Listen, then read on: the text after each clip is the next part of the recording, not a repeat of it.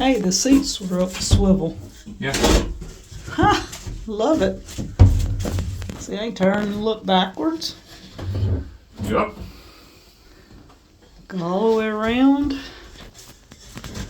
Okay, I got a tree in line of sight. Yep, you can't open that window all the way. You gotta chop a tree down. Oh, we're not gonna be shooting out in there, are we? Probably not.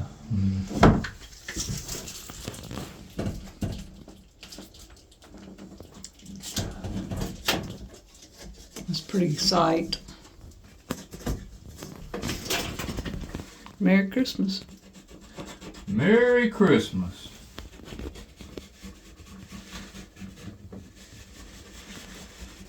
From the condo. Yep. Oh boy, boy, boy. Okay. We're working on the condo right now, and we are in it. Trying to make sure that we've got room enough in here to do some videoing and, you know, do a lot of other things like hunting and stuff like that. Now, we've got a few things we're going to modify. There's kits you can buy to go with the condo, but I'm just not paying it for kits. You know, I mean, I'm going to come in here and put a shelf across here to lay a gun up on or to sit the camera on when you're trying to video, because we got a food plot out here. It's really nice. Got a bunch of pecan trees. I've been working on the floor. I put bubble wrap down first, the double foil bubble foil. I put it down first, and then I put half-inch plywood on top of it. And now I'm fixing to get some indoor-outdoor carpet. We have a big giant roll of it. It's black, weather resistant. I'm gonna bring it and put it in here. I'm gonna cut it to fit. I may let it roll up on the front here a little bit, because if your foot bumps that, you know, it makes a little bit of noise. So I'm gonna probably roll it up on the front and maybe the back too. And it might cut down some muffled sound. It will cut down on some of the muffling sound. But now, this is my favorite. I went to buy Danny a chair this morning, yes. And he said, you might as well give me two. Yeah, see, I told her, I said, I'm not sitting in one of these and you not, because I know these are nice. These have a folding down back, you know, and they fold down. They swivel. They swivel around, you know, you can, you know, you don't have to, they don't make no noise. They let up and down. The height raises up and down on them. It's like a barber chair, you know, it's really nice to sit in. And right now, it's really the right height for me, because you can reach up here and you pull these little things down here and you let the window down, and it's plenty of room to lay a weapon up right there, or to set the tripod up and have our camera here. To set the camera, we could put like the camera out this one here and have it sitting out here watching everything that's going on. If you wanted to film a hunt, you could set the camera on that side and actually shoot out of the other side. So it's definitely... And with multiple cameras, like one on a tripod here and one doing this, we could get both We could shots. get all the footage of everything going on. Yeah. And the thing, it has windows all the way around it. You know, if we wanted to look out over this way, we can look at the road over that way. The truck or you can spin around right behind you right here. You can see our Ranger sitting in a road back here in the woods behind us. Or you can go all the way around, and the old blue pickup is right behind those trees right down there. You have to move over to your right. Can you get past that big pine tree there or not? No. Well, you can see it. You can see it right here. Can you see it more better there? Yeah, let me let this one down right here. There you go. All right. So there's the old blue truck. You can't see much of it because it's hid. Now, we really didn't explain the old blue truck before. The old blue truck was a truck that the gentleman that owned this property 30 years ago, he had that. That was his shoot house. Yeah. He drove it off down here. It was just an old farm truck. He drove it off down here and just left it sitting in the woods. And he would come down here and open the door on it and get in it and roll the window down. And he'd sit in the old truck and shoot the deer out the truck seat. And he just left it here. That one, and was that an oak that's so yellow? Yes, that's an oak tree. It's a water oak. Yes. It's beautiful. Yeah, it's really pretty. Danny picked and chose every tree that's left out there. If you go back and watch the videos, where he first came down and where we first found the food plot, this was a thicket like everything. It was like a jungle. The only reason I knew where the food plot perimeters was I did a satellite image of it. and I could pick out the giant timber around the outside edges, and that way I could come in and see what trees were the perimeters, and I tied flags around them. I walked through the woods and put flagging around it, and then I knew everything inside that circle, when pushed out, would be the old food plot. And over the years, now the thing that really surprises me the most is that all these pecan trees that's growing in it. Evidently, when it was still not growed up, crows or blue jays or squirrels or something brought all these pecans down in the woods down in here, because there's no pecan trees just growing around in the woods.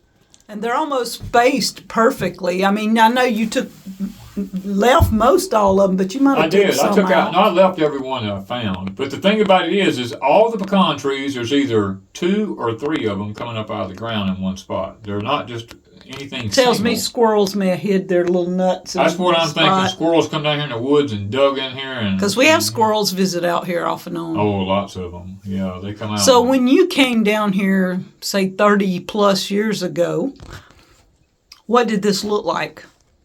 Oh, this was just an open field down in here. There was no trees. No, there was the trees around the outside edges, but this was a fenced in. It had a barbed wire around it, fenced in food plot. The man didn't want his cows in it, and everything that you seen behind the shoot house back here, that was all pasture. Where this truck is sitting at right now, it was sitting in the edge of the pasture. So there was a pasture behind it and then a food plot here. So it was all cleared land. Yes, it was all pasture land. The only thing that really had any trees in it was these branch bottoms down in here. They had trees in it. Wow. That's the reason it was so difficult for me, because, it's been 30-something years since I'd been over here. And because when I surveyed through here and everything years ago for timber companies,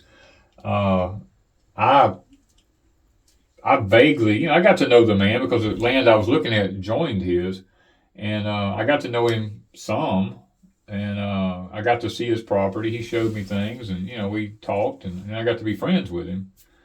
So it definitely, it's a lot different now than it was then. Actually, I'll be honest with you, it's a lot nicer looking now. Because then it was just open pastures with the cows that eat all the bushes out from under all the trees, because he had like 30 head of cattle on this place. And it was just open underneath all the trees everywhere. The deer lived in the swamps way deep back in behind here. There's a big creek back in behind here on that company land.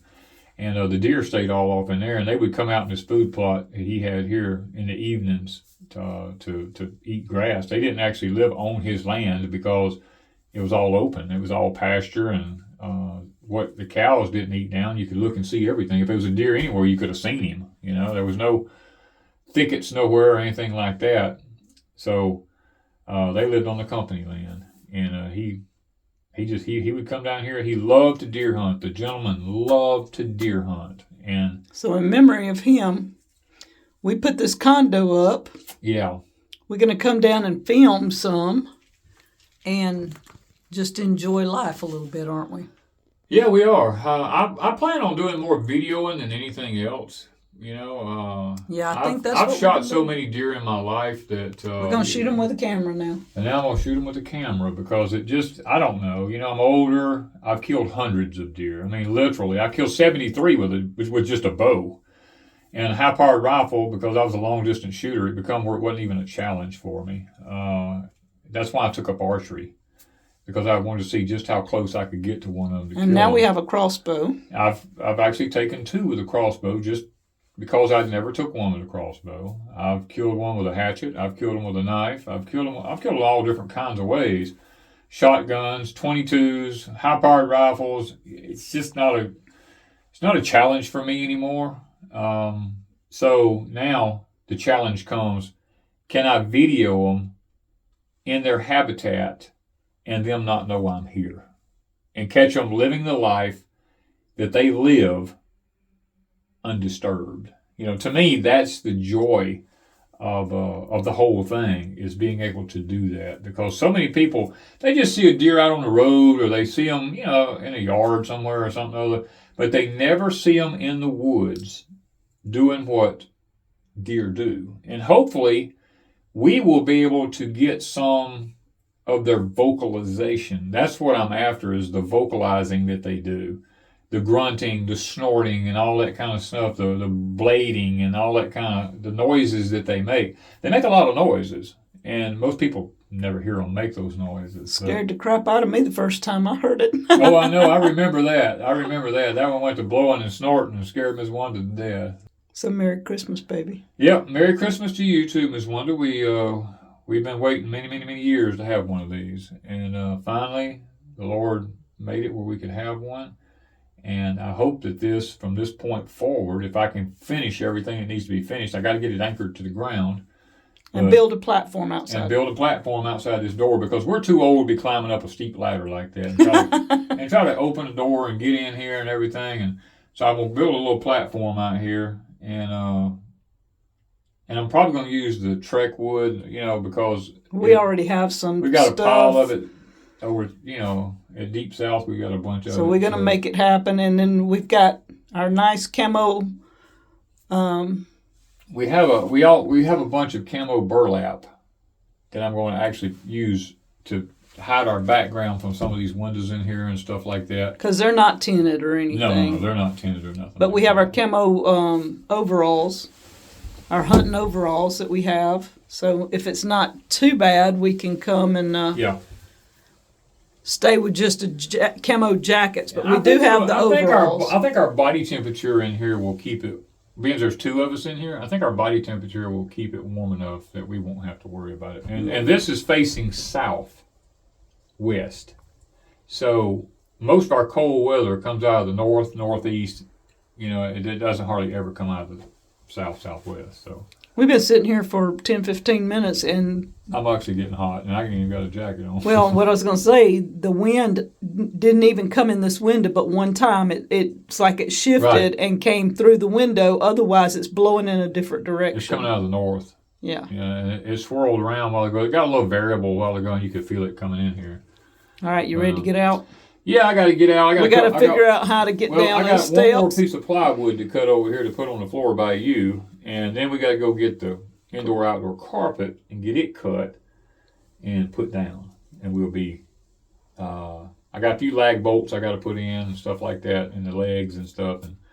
And then after that, it'll just be mainly pick a day. I'll come work on a platform, and, And you'd think the deer would have been bothered by this. We put it up, several days ago. And I came back the very next morning, and these nosy jokers, they done been all up under it, all up to the ladder on it, and everywhere else. You could tell they was sniffing of everything. You reckon they climbed the ladder and tried to open the door? I don't know if they could have reared up on that thing and looked up here and tried to see in the window or something. But because we're not really high, we're only where our head's at is around 14 foot, something like that. The very base of the platform is like 8.5, 9 feet tall. So we're not that high up in the air. I didn't want to be that. I didn't want to be really, really high. I don't see any sense in it. But because if you're quiet enough, this is perfect though. I mean, what most people don't understand, when you get up really, really high and you start shooting at ankles, everything, the trajectory on everything changes, especially in archery or anything like that. You've got to have. Look at the sun. Everything just changes. Now, the only thing we don't know about yet, and I haven't sat in here through the late afternoons, the sun shining in the evening time, I'm hoping don't shine in the window on us and make it so we can't see out. You know what I'm saying? I mean, I tried to take everything into consideration when I placed this thing. And I knew the old man must have been pretty smart when he put the truck back off over where he did. So I was like, you know what? I'm going to follow his lead and put this shoot house over here in this corner too. So look for more adventures from the condo. Yes. Bye, guys.